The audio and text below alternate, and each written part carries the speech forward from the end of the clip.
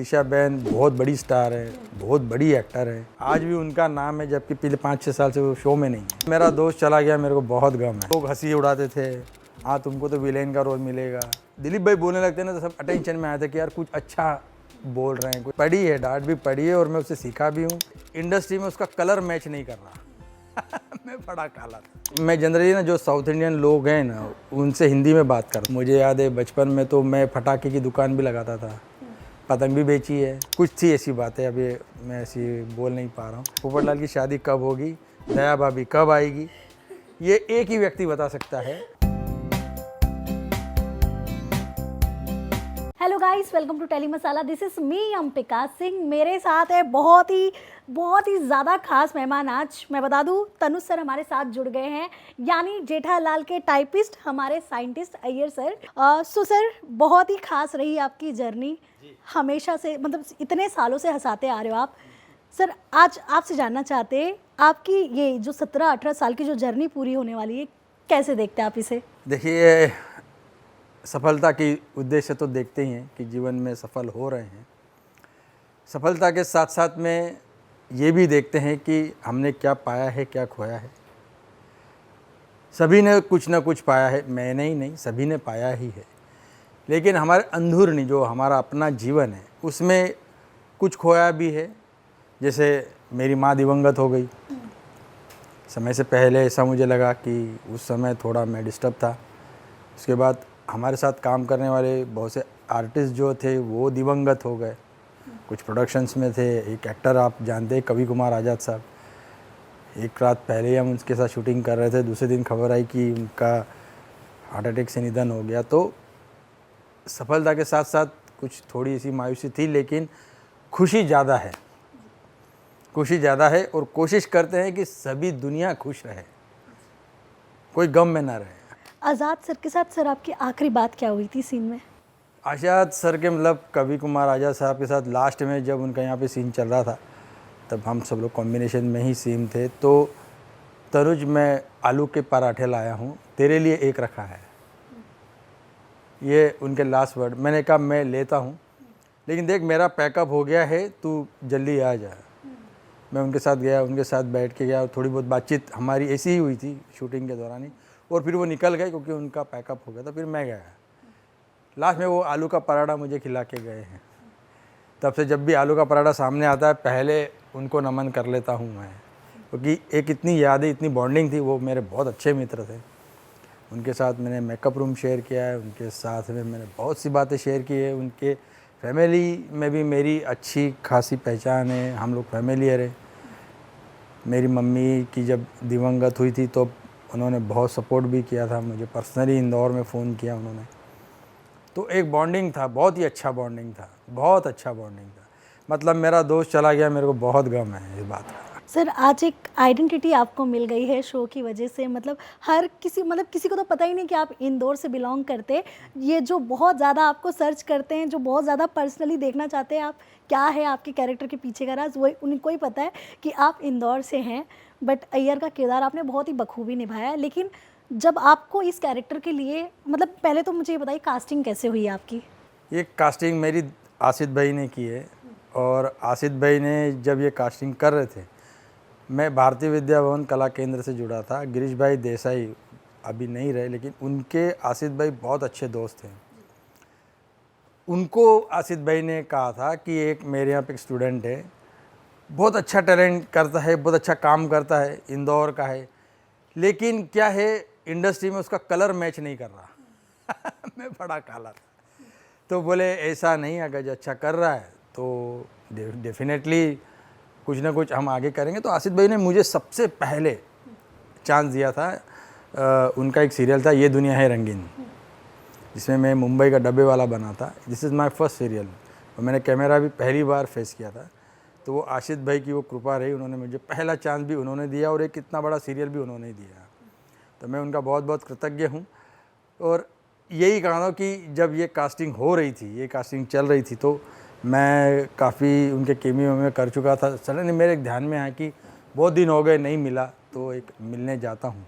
वो देखकर उनके मन में आया कि यार ये साउथ इंडियन तो नहीं है, लेकिन साउथ इंडियन प्ले कैसे करेगा। बोले पहले तो बहुत मेरे में कॉन्फिडेंस भरा उन्हें कि तुम थिएटर एक्टर हो, तुमको ये भी करना चाहिए, वो भी करना चाहिए, तो बोले नेगेटिव भी करना चाहिए, कोई अच्छा सा करना चाहिए, देखो काम काम होता है। मैंने कहा हाँ आसिफ भाई बताइए, अब मैं आपकी क्या सेवा कर सकता हूँ। तो उन्होंने मुझे कहा था कि ऐसा है, ऐसा कैरेक्टर है, तू अगर उसमें मेहनत करेगा तो तेरी कुंडली बदल जाएगी, जो तेरी कुंडली में नहीं है वो मैं तुझे दे रहा हूँ, ऐसा कैरेक्टर है।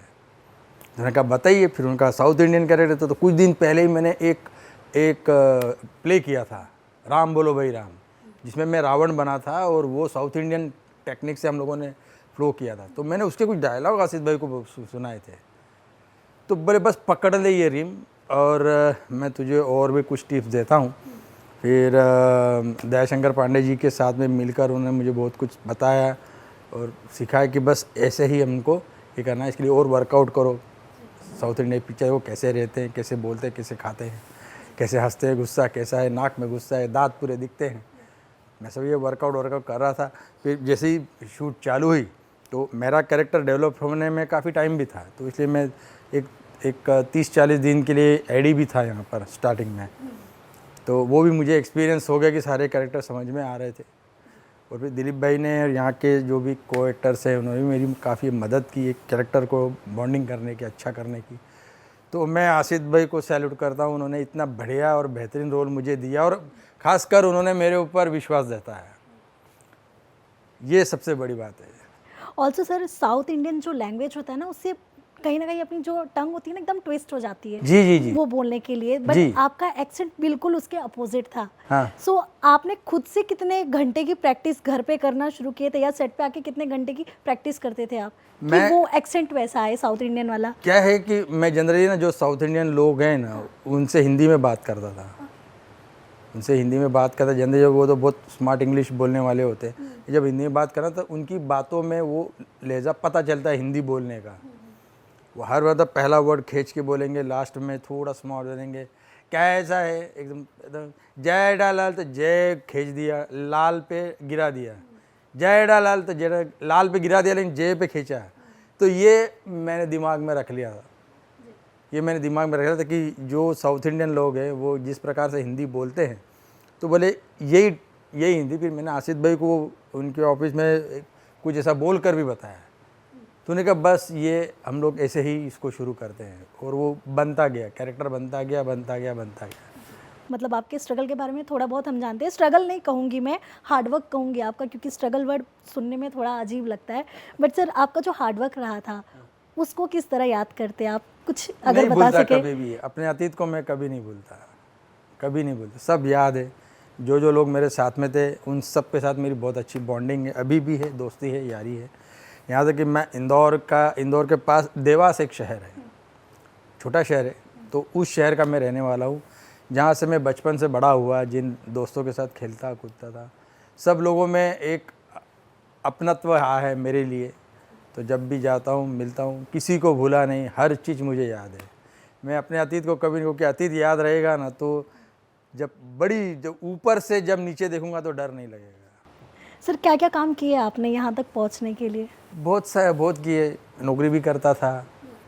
अभी यहाँ पे तो हम लोगों ने हर त्यौहार मनाए, लेकिन मुझे याद है बचपन में तो मैं पटाखे की दुकान भी लगाता था, पतंग भी बेची है, दूध भी बेचा है, सब कुछ किया है। जो काम एक मध्यम वर्गीय व्यक्ति के जीवन के लिए करता है, जो स्ट्रगल उनका होता है, वो सब मैंने किया है। जी सर, हर कोई जो हीरो बनना चाहता है, अब सबके अपने एक ड्रीम होते हैं, लेकिन कहीं ना कहीं हमारे दिमाग में ये डाल दिया गया ना, हीरो बनने के लिए गुड लुकिंग होना चाहिए, अच्छी हाइट चाहिए, अच्छी पर्सनालिटी चाहिए। आपके दिमाग में कब आया था कि हाँ आपको एक एक्टर ही बनना है? क्या हुआ कि जब मेरे दिमाग में पहली बार आया कि देवास में रामलीला कुछ हो रही थी, लव कुश वाले सीन थे, मैं बाल राक्षस बना था। उसमें ऐसे छोटा सा राक्षस बना था, बड़ा ये तो लोगों ने बड़ा हंसी आई, तो ताली बजाई। मुझे ऐसा लगा कि मुझे एक्टर बनना है। मैंने अपने पिताजी को बोला, अभी मध्यम वर्गीय परिवार में कोई एक्टर बता तमाचा देते रहे, चलो पढ़ाई करो ऐसा है। एकदम से ग्रो अप नहीं आता, क्योंकि कोई वो थॉट नहीं है, वो वैसा ड्रीम नहीं किसी का। तो मेरी मम्मी ने बाद में बड़ा मुझे सपोर्ट किया इस मामले में। जब मैं 12th हो गया था तब हाँ ठीक है अभी आता है, पर लेकिन कैसे हमको पता नहीं क्या है, किसको बोलना है। तो मैं थोड़ा जिद करके मुंबई आया था, यहाँ पे सीखा मैंने फिर। सर आपके अंदर कभी ये डर था कि इंडस्ट्री मुझे एक्सेप्ट करेगी नहीं करेगी? डर तो था, क्या क्या चीज़ों का डर था आपको? बहुत सी चीज़ों का डर था। लोग हंसी उड़ाते थे, हाँ तुमको तो विलेन का रोल मिलेगा, हाँ यार तू तो गुंडा अच्छा लगता है। मैं कहा जो भी है, अगर जो कैरेक्टर अच्छा है, जो भी लगते हैं, जैसे लगते हैं वैसे काम मिलेगा, तो परवाह नहीं है उस बात की। लेकिन कोशिश करना, गिव अप नहीं किया मैंने कभी। अगर आपकी ज़िंदगी में तारक मेहता शो नहीं आया होता सर, तो अगर आप सोचते भी हैं कभी कि अगर ये शो नहीं मिला होता तो लाइफ कैसी होती? बिल्कुल ही नॉर्मल होती। मैं कहीं ना कहीं नौकरी कर रहा होता देवास या इंदौर शहर में, और जीवन जग रहा होता, एक नॉर्मल सा जीवन जग रहा होता। हम लोग ब्राह्मण हैं, पूजा पाठ करते हैं, बस वही काम मेरा, आगे पुश्तैनी काम है तो वही काम आगे बढ़ता रहता। ऑल्सो सर हमने नोटिस किया है तारक मेहता का जो सेट है ना, यहाँ पर एक्टर इतने सारे, कास्ट इतनी है, यूनिट में इतने लोग हैं, लेकिन जब यहाँ आते हैं ना तो यहाँ शांति वाला ही माहौल होता है। क्योंकि अक्सर देखा जाता है जहाँ सेट पे ज़्यादा एक्टर्स होते हैं ना, वहाँ पे कुछ चहल पहल होती रहती है, लेकिन जब यहाँ हो ना एकदम शांति, मतलब आवाज़ ही नहीं आ रही है। यहाँ बैठे हम, यहाँ से भी किसी की आवाज़ नहीं आ रही है। और ऑल्सो आप लोगों ने इतना नाम कमा लिया पूरे दुनिया भर में, लेकिन आप लोगों के अंदर हमने कभी एक वो ईगो नहीं देखा है जो कई बार होता है ना, थोड़ा सा फेम मिलता है तो एक्टर चेंज हो जाता है, मतलब वो बात नहीं करना है, सामने कोई जाएगा तो इग्नोर करके चल जाना। बट आप लोगों को हमने देखा कि आप हमारे साथ वहीं खड़े होके चाय भी पी लोगे, बट आप लोग ये नहीं दिखाओगे कि हाँ भाई हम कोई स्टार है इतने बड़े। सर ये मोटिवेशन कहाँ से आता है? ये मोटिवेशन देखो कैसा है, हम एक्टर हैं, कोई इंजीनियर होता है, कोई डॉक्टर होता है, कोई और कुछ होता है, होता तो है ना। अभी ऊपर वाले ने हमको एक्टिंग का काम दिया तो हम एक्टिंग कर रहे हैं। अच्छा आप हमको देख रहे हैं ना, आप देखना बंद कर दोगे तो मुझे कौन देखेगा? बराबर है, आप देख रहे हैं, हम दिख रहे हैं, हम आपको हंसा रहे हैं, हम आपके बीच में जा रहे हैं। तारक मेहता की जो सोसाइटी के जो सीक्वेंस होते हैं लोगों को अपने लगते हैं। यहाँ तक कि कुछ लोगों ने तो मुझे ऐसा भी कहा है कि यार ऐसी सोसाइटी हमारे यहाँ पर बनना ही चाहिए। हम बहुत कोशिश करते हैं, लेकिन मेरा कोशिश कर रहे हैं ना तो यही अच्छा है। कोशिश कीजिए, जरूर बन जाएगी आपकी, क्योंकि कितनी मुंबई में कितनी सोसाइटियाँ हैं, और सब अगर इन चीज़ को फॉलो करेगी, सब साथ में बॉन्डिंग करेंगे तो शायद मेरे ख्याल से हमारा काम सफल होगा, और ज़्यादा सफल होगा। आसिफ भाई का थॉट ये है कि पूरी दुनिया खुश रहे, इसीलिए वो नए नए कंटेंट्स लाते हैं, खुद स्क्रिप्ट पर बड़ी मेहनत करते हैं। आपको मैं बता दूँ, सबसे पहले स्क्रिप्ट आती है राइटर के साथ बैठकर, वो खुद पहले पूरी स्क्रिप्ट देखकर, पूरी स्क्रिप्ट को बॉन्डिंग बहुत अच्छी तरीके से करके फिर हमको देते हैं, ताकि एक अच्छा कोई अच्छी सी कोई चीज़ बाहर आए और लोगों को एंटरटेनमेंट मिले। ऑल्सो सर आपने 17-18 सालों में इतने सारे, मतलब आपने शूट कर चुके, इतने सीन कर दिए, लेकिन वो मोमेंट, क्योंकि आसिफ सर से आई एम श्योर कि बहुत बार आपको कॉम्प्लीमेंट मिला होगा, लेकिन वो एक इमोशनल कॉम्प्लीमेंट आपके लिए क्या था जो सर के मुंह से आप सुने होंगे, तो कहीं न कहीं आपको फील हुआ होगा कि यार मैंने सच में कुछ तो किया है ज़रूर? एक तो है, मुझे कोई व्यसन नहीं है, मुझे सॉरी, जिनको व्यसन होता है वो मतलब मुझे उस बारे में नहीं बोलना। मैं दारू नहीं पीता, मैं गुटखा पान नहीं खाता, सिगरेट नहीं पीता, कुछ भी नहीं करता। एक हमारा एक था रोल मेरा एक, जिसमें कि मेरे और बबीता के इसमें गलतफहमी हो जाती। मुझे ऐसा लगता बबीता मुझसे प्यार नहीं करती, और मैं बहुत दारू पी लेता हूँ।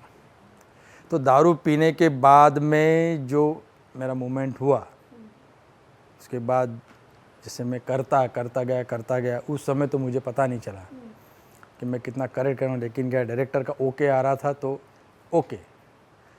लेकिन बाद में जब टेलीकास्ट हुआ तब मुझे लोगों ने क्या, तूने पीना शुरू कर दिया?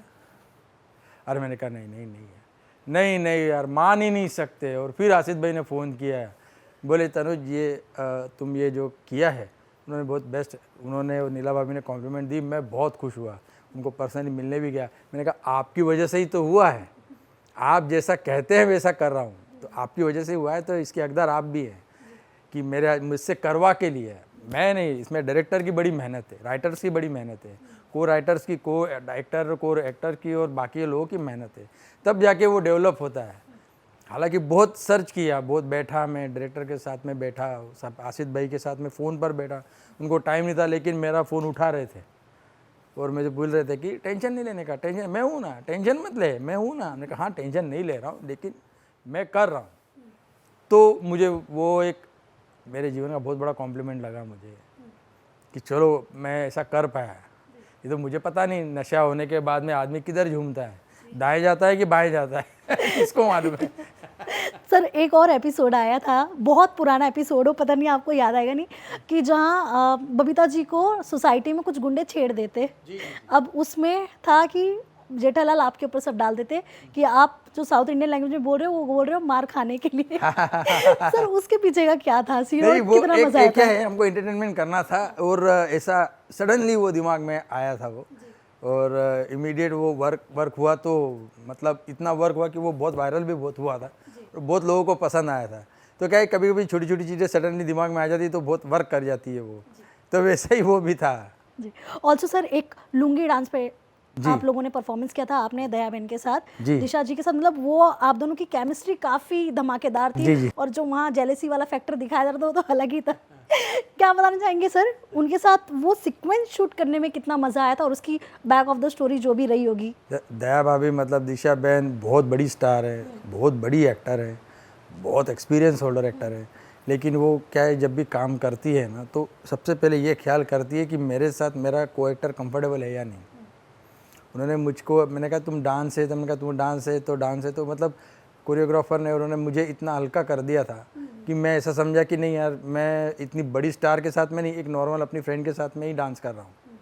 हालांकि वो बहुत बड़ी हैं, आप आज भी उनका नाम है, जबकि पिछले 5-6 साल से वो शो में नहीं है। उनके इतने पुराने एपिसोड्स वगैरह ये है। और सही बात तो क्या है कि जब हम लोग ये कर रहे थे ना, तब उस समय मैं बहुत कॉन्फिडेंट हो गया था कि मैं दिशा बहन के साथ में नाच लूँगा, खा लूँगा, कर लूँगा, तो हो गया वो।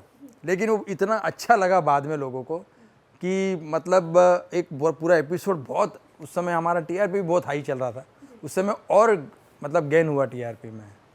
ऑल्सो जब हम आज से जब शो स्टार्ट हुआ था, पहला एपिसोड के लिए जब आप लोग आए होंगे यहाँ पे शूट करने के लिए, वो दिन जब आपने सेट पर कदम रखा था, उस वक्त सेट से जुड़ी क्या यादें आपके साथ? बहुत सारी। एक अगर कोई जो आपके दिल के वो पुराना टाइम, वो एकदम सब लोग बैठे हैं, कुछ उत्साह भी है सब में, एक सीरियल शुरू हो रहा है, एक नया सीरियल, हमारा को इतना काम है और डायरेक्टर है, सबसे मीटिंग कर रहे हैं। ये आज उस समय तो मतलब सब ब्लैंकी से अपने कैरेक्टर को लेके धीरे धीरे डेवलप हुआ, लेकिन आज और उस समय में बहुत ज़मीन आसमान का फ़र्क हो गया। पहले तो कितने लोग, मैंने तो इतनी बड़ी भीड़ देखी ही नहीं थी कभी, क्योंकि मेरे जो सीरियल रहे वो काफ़ी छोटे छोटे रहे। 10-12 लोग टोटल पूरी यूनिट की, एकदम 150 लोगों की यूनिट में काम करना वगैरह। तो वो दिन और आज के दिन, मतलब मैं आपको बता नहीं सकता, वो बहुत अच्छा था, वो पल भी बहुत अच्छा था, आज भी बहुत अच्छा है।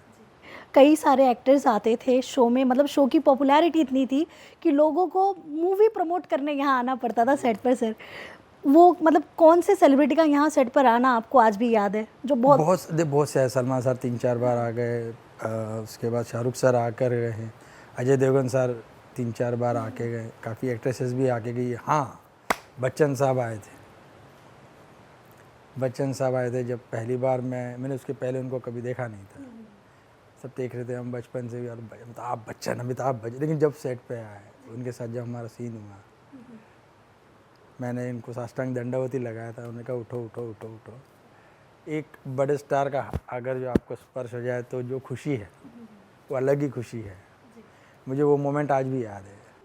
सर लेकिन आप किसको देख के इंस्पायर होते थे कि यार कि मुझे एक्टर ही बनना है? कौन सा वो एक्टर था जिन्हें आप बचपन से कहते थे कि हाँ यार कुछ तो जज्बा है मेरे अंदर, मैं भी इनके जैसे एक दिन आऊँगा ज़रूर? मैं बहुत सारी फिल्में देखता था, बहुत सारी फिल्में देखी है मैंने बच्चन साहब की तो सभी फिल्में देखी थी जितना मैं छोटा था, क्योंकि जब हम हुए तब तक है ना, उनकी काफ़ी पुरानी फिल्में तो सब आ चुकी थी। शोले के टाइम पे मैं पैदा नहीं हुआ था, डॉन के टाइम पे पैदा नहीं हुआ था, नमक हलाल के टाइम पर भी पैदा नहीं हुआ था, लेकिन बाद में जब हम लोगों ने ये जीन है तो जब भी मुंबई आता था ना, मैं उनका बंगला देखने ज़रूर जाता था, उनका बंगला देखने ज़रूर जाता था। फिर शाहरुख सर आए, फिर सलमान खान सर आए, तो ये लोगों को देखते देखते है ना ऐसा कि यार क्या क्या काम करते हैं यार ये लोग, क्या हम लोग कर सकते हैं, क्या ऐसा हो सकता है, क्या ये पॉसिबल है। तो एक इंस्पिरेशन बनता जाता है ना, वो बनता जाता है कि वो है। कभी कभी मुझे ऐसा भी लगता था यार मैं किसी स्टार का लड़का होता है ना तो फटाक से इंट्रोड्यूस हो गया होता है, ऐसा भी लगा था मुझे। लेकिन ठीक है, जो अपने नसीब में है, जो ऊपर वाले ने जो करके भेजा है नीचे, वो तो होगा। जब फिल्में आती है कहानी लोग भूल जाते हैं, लेकिन तारक मेहता एक ऐसा शो है जो कोई चाह कर भी नहीं भूल सकता। जी जी जी। ऑल्सो सर, जब आपके सोसाइटी में कहीं जाते होंगे, जब आपको कोई लोग मिलते हैं, कभी ऐसा किसी ने पूछा है कि मतलब अय्यर जी आप सच में बताइए कि आप सच में साउथ इंडियन हैं या फिर कहीं से, ऐसे क्वेश्चन कितने बार बहुत आए? सारे हुए, हर बार हुए, हर बार हुए। तो बहुत कभी ऐसे कोई फैन के साथ टकराए आप जो सच में कहते हो कि बबीता जी को छोड़ो, शादी मुझसे कर लो आप? ऐसा तो हुआ नहीं, लेकिन मिलते बहुत रहते हैं। ऑल्सो सर, बबीता जी के साथ आपकी जो केमिस्ट्री दिखाई देती है, मतलब एक अलग ही कपल दिखाया जा रहा है जो आज के डेट में ऐसे मिलना नामुमकिन हो गया है सर। नहीं नहीं, ऐसे आजकल बहुत सारे हैं, नामुमकिन नहीं है, बहुत सारे हैं ऐसे, और मुझे मिले हुए भी है वो सब। अच्छा, हाँ, सर कुछ स्टोरी बताएंगे? बहुत से मिले सर। ये देखिए हमारी बबीता, देखिए तो वो बहुत अच्छा है, ये ऐसा सांवले रंग का, ऐसा है ही।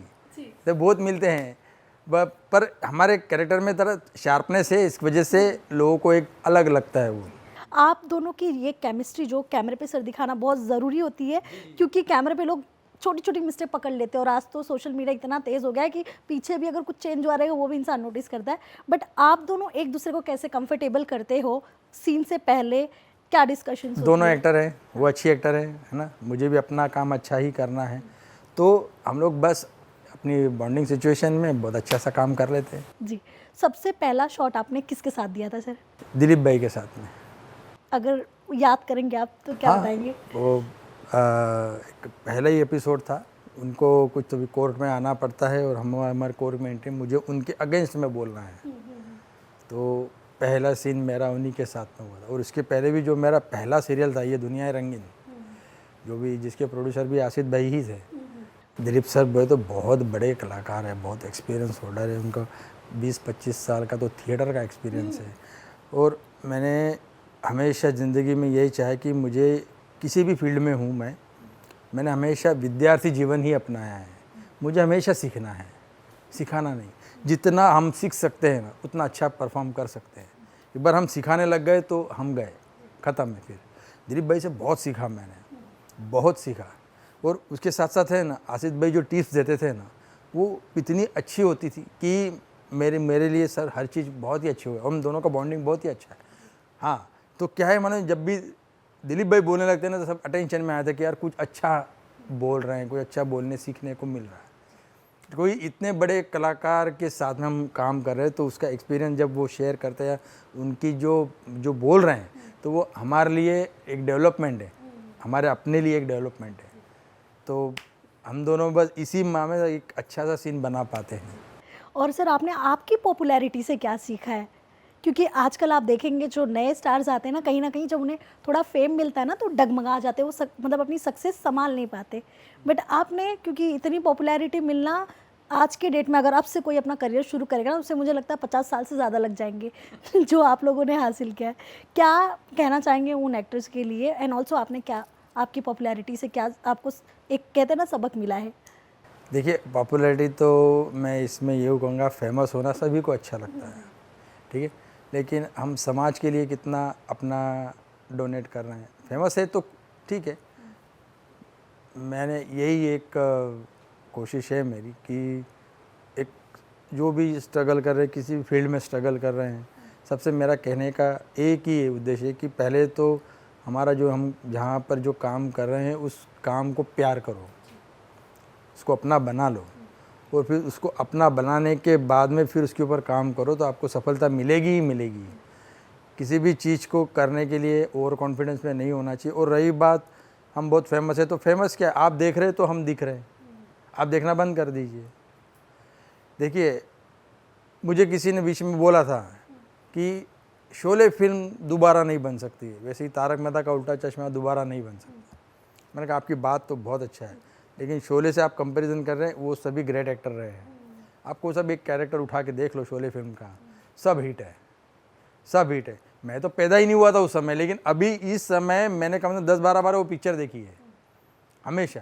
रही बात तारक मेहता की भी, तो तारक मेहता दोबारा वैसा नहीं बन सकता, लेकिन जो कैरेक्टर हैं, जो रोल है, वो कैरेक्टर लोगों के दिलो दिमाग में बैठे हैं, तो वो है ना कहीं किसी को अगर जो कुछ उसको उससे कोई सीख रहा है तो हमारे लिए बहुत ही अच्छा है। जैसे हमारी सोसाइटी है, सोसाइटी में एक बॉन्डिंग है, अगर हर सोसाइटी में ऐसा बॉन्डिंग हो जाए तो मुझे लगता है कि ये समाज के लिए बहुत ही अच्छा एक मैसेज रहेगा, क्योंकि हम तो देते ही हैं मैसेज, हमारे फ्रीज पॉइंट होते ही हैं लोगों को, और पब्लिक अवेयरनेस के जितने भी कॉन्सेप्ट होते हैं वो हमारे यहाँ दिखाते ही हैं हम लोग, कि पब्लिक जरा जागरूक हो जाए। ऑल्सो सर, इतने एपिसोड्स तो आप लोगों ने शूट किए हैं, इतने फेस्टिवल्स आप लोगों ने दिखाए, मुझे नहीं लगता आप लोगों ने घर पे भी इतना फेस्टिवल सेलिब्रेट किया है। कौन सा वो पल था जब मतलब यहाँ सारे ही लोग इमोशनल हो गए थे उस पर्टिकुलर जो भी एपिसोड उन्होंने शूट किया होगा? मतलब ऐसा कुछ दिवाली हो, होली हो, क्योंकि होली का भी आप लोगों का जो एपिसोड आता है एकदम ही धमाकेदार होता है। देखिए, हम सब लोग सभी त्यौहार तो यहाँ मनाए, घर पर हम लोग जितने हमने अपने घर पे जाके सेलिब्रेट नहीं किए उतने यहाँ पे बॉन्डिंग के साथ सेलिब्रेट। मैंने पहले कहा भी है कि जब भी हम सेट पर आते हैं तो हमको ऐसा लगता है घर पे आ गए, और घर पे जाते तो ऐसा लगता है कहीं यार काम पे आ गए कहीं। तो वो क्या है, बॉन्डिंग याद रहती है हमेशा। और रही बात सब फेस्टिवल की, तो सारे फेस्टिवल हम इतने अच्छे से मना लेते हैं। अभी कोई सा भी फेस्टिवल हो, वो किसी का भी फेस्टिवल हो, वो व्यक्ति हम सब के साथ मिलकर उसको इतना एंजॉय करते हैं। जैसे आपको पहले याद है कि गुरु नानक जयंती हमने बहुत पहले एक मनाई थी, गुरुपुरब, उस कुछ 300 साल हो गए थे, वो सब था, मुझे याद नहीं है बराबर से। वो गोकुलधाम सोसाइटी में एक बड़ा सेलिब्रेशन हुआ था उसका, और हम लोगों ने उसको बहुत ही अच्छे से एंजॉय किया था। हर तरह के पोस्टर्स लगे थे, गुरुद्वारों के पोस्टर्स लगे थे। तो वो जो ये रिलीजन का जो कॉम्बिनेशन है ना, ये हम सबको है ना मतलब एक कॉन्फिडेंस देता है, नए जानने जैसा होता है वो हर चीज़। तो हमने हर फेस्टिवल यहाँ पे इसीलिए बहुत एंजॉय किया। जितने घर पे नहीं किया, आपने बिल्कुल सही कहा कि हमने घर पे जितने एंजॉय नहीं किए उतने यहाँ पर किए। मैंने तो घर पे कभी फटाके छोड़े ही नहीं थे, यहाँ बहुत छोड़ता हूँ मैं। ऑल्सो सर, आपकी लाइफ में क्या चेंजेस आगे चल के देखने मिल सकते हैं? अभी तो तारक मेहता का उल्टा चश्मा देखते रहिए, हंसते रहिए और मुस्कुराते रहिए। आगे के चेंजेस तो अभी मुझे भी नहीं पता है, लेकिन इतना ज़रूर है कि जो भी होगा मैं चैलेंज के साथ में उसको पूरा करने के, लोगों की अपेक्षाओं पे खरा उतरूंगा, ऐसा कोशिश करूंगा। सर, पोपटलाल की शादी एक कहते ना नेशनल मुद्दा बन गया है। जी। कब करवा रहे हैं आप लोग? पोपटलाल के लिए लड़की कब ढूंढेंगे? ये पूरी दुनिया में एक ही व्यक्ति बता सकता है कि पोपटलाल की शादी कब होगी, दया भाभी कब आएगी, ये एक ही व्यक्ति बता सकता है, और उस व्यक्ति का नाम है आसित कुमार मोदी जी। तो ये सवाल आप उनको पूछिए। ऑल्सो सर, आपका एक कहते ना हर सेट पे हमारा, जैसे हम कहीं काम करते हैं वहाँ पे भी हमारा कोई एक खास फ्रेंड बन जाता है जिससे एक वाइब मैच हो जाती है। आपका इस सेट पर कौन ऐसा है जिसके साथ एक घर वाला माहौल बन गया है, जिससे सुख दुख सब बांट सकते हो आप? आपका देखो, फैमिलियर तो हम सभी लोग हैं, सबका ही है। सबके घर पे जाते हैं, सबके पेरेंट्स हमको पहचानते हैं, मेरे पेरेंट्स सबको पहचानते हैं, सभी है। अभी आप मैं बोलूँ तो कवि कुमार आज़ाद साहब हमारे जो हाथी भाई थे अब नहीं हैं, लेकिन उनकी फैमिली से बॉन्डिंग मेरा आज भी है। कोई भी त्यौहार हो मैं उनको फ़ोन करता हूँ, अरे बहुत दिन हो गए नहीं आए, मैं आ जाता हूँ, मैं उनको मिल के आ जाता हूँ। जाते बराबर उनकी बड़ी सी तस्वीर वहाँ पर रखी है, उसको नमन करते हैं, हम सब मिलते हैं। तो एक बॉन्डिंग है, तो सभी के साथ ऐसा बॉन्डिंग हुआ है। जो नए आए हैं उनके साथ भी अभी ऐसा हो गया है, जो पुराने थे तो है ही उनके साथ में। तो सभी के साथ एक अच्छा सा बॉन्डिंग है, किसी के साथ कम, किसी के साथ ज़्यादा, ऐसा कुछ नहीं। जो जैसा मिलता है वो वैसे हम लोग उनके साथ में हमारा अच्छा सा उसका व्यवहार रहता है एक दूसरे के प्रति। जी सर, सोसाइटी का एक हाईलाइट पॉइंट ये भी है अब्दुल जी का सोडा शॉप। वहाँ पे भी काफ़ी आप लोगों ने शूट किए, काफ़ी आपके और जेठालाल की लड़ाई वड़ाई हुई है, बट उसकी सर कोई मेमोरीज अगर आप बताना चाहें। ऑल्सो कंपाउंड में कई बार भूतनी भी आई है। वो सब एपिसोड मतलब लोगों को एंगेज करके रखने वाला जो एपिसोड बना है, स्पेशली सोडा शॉप पे जो झगड़ा दिखाया गया था उसमें भी लोग 3-4 दिन बैठे थे, या अब क्या होगा झगड़ा। आपका और जेठालाल का जो झगड़ा हो गया था, मतलब ऐसे लग रहा था मार वार देंगे। सर क्या बताएंगे आप लोगों को कितने एफर्ट्स लगाने पड़ते हैं, क्योंकि वहाँ सारे ही जो मेल एक्टर्स हैं सबको उतना ही इन्वॉल्वमेंट देना पड़ता है। नहीं, क्या है कि सीन बहुत अच्छा बन के आता है, उसको भी परफॉर्म कैसे करना है वो आपस में मिलकर करना हो। ऐसा नहीं मेरा उनका झगड़ा है तो हम झगड़ ही पड़ रहे हैं, ऐसा नहीं है। हम उसको डेवलप करते हैं, उस चीज़ को डेवलप करते हैं, और जिसमें एफर्ट तो कौन सभी को देना है। देखो हमारे यहाँ पे स्पॉट बॉय भी उसका एफर्ट्स देता है, लाइट मैन उसका एफर्ट्स देता है, कैमरा मैन उसका एफर्ट्स देता है, जो कैमरा असिस्टेंट है वो उसका था, प्रोडक्शन गाइज जितने भी हैं वो अपने एफर्ट्स देते हैं। इन सब का एफर्ट्स बन के ही तो ये तारक मेहता बना है, तभी ये इतने सालों तक चल रहा है। तो एफर्ट सिर्फ एक्टर ही नहीं देते, पूरी यूनिट देती है, और तब जाके कोई एक चीज़ डेवलप होती है।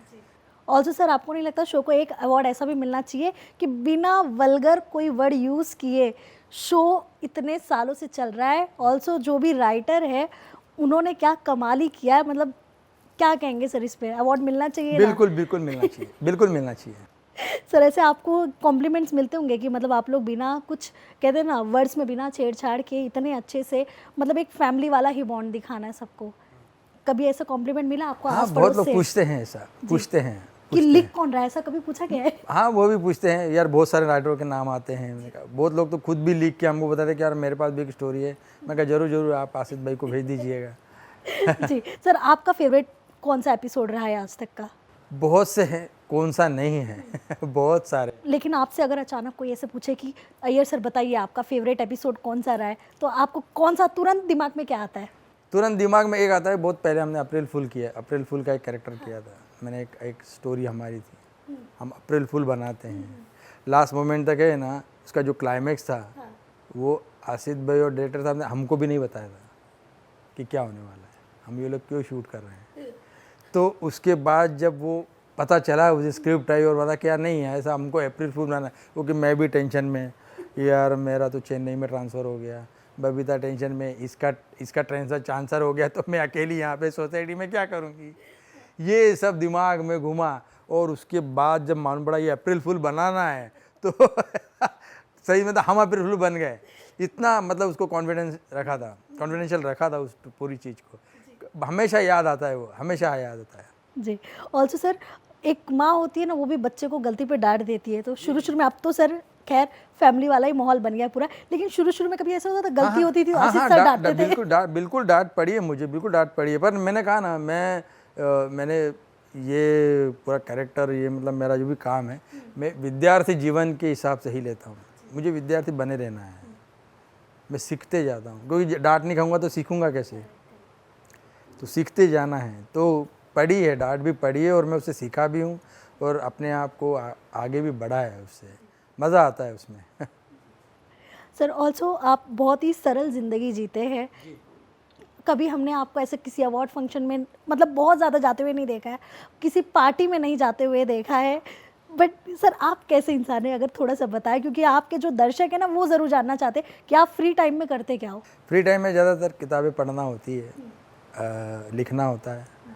ज़्यादातर मैं मतलब स्पिरिचुअलिटी पे ज़्यादा किताबें पढ़ता रहता हूँ, और घूमना मुझे काफ़ी अच्छा लगता है। कभी भी ऐसा मौका लगता है, 1-2 दिन का गैप है बीच में, तो इंदौर चले गए। पहले जब मम्मी थी तब तो हर महीने 2 बार तो मेरा राउंड लगता ही था, लेकिन अभी थोड़ा कुछ दिनों में जाता हूँ। लेकिन घर पे जाना और इधर उधर घूमना, ज़्यादातर मैं टेंपल दर्शन ज़्यादा करता हूँ। ऑल्सो सर, एक आखिरी सवाल है, हम हमेशा सुनते हैं, मतलब मैं स्पेशली अपनी भी बात कर रही हूँ, जब कुछ कई बार होता है ना, टाइम नहीं मिल पाता है, मम्मी से भी ऐसे कहते हैं ना आर्ग्यूमेंट हो जाता है, कुछ भी ऐसे, वो तो बच्चे और माँ बाप में तो लगा ही रहता है, तो कहते हैं ना जब हम नहीं रहेंगे तब पता चलेगा। जी जी जी सर वो आपने सुना था आपकी लाइफ में, एंड बिल्कुल सुना, कितना रियलाइज होती है बिल्कुल सुना था, मेरी मम्मी के मुंह से ही सुना था, बिल्कुल सुना था। कुछ थी ऐसी बातें, अभी मैं ऐसी बोल नहीं पा रहा हूँ, लेकिन याद आई। उन्होंने मेरे को बोला था, मी नसणार ना तेव्हा तुला कळेल, ऐसा मराठी में बोले थे। आज मालूम पड़ रहा है कि शी इज़ राइट। मम्मी से जब आपकी लास्ट मुलाकात हुई थी, वो लास्ट मुलाकात के बारे में अगर आप थोड़ा सा बताएं।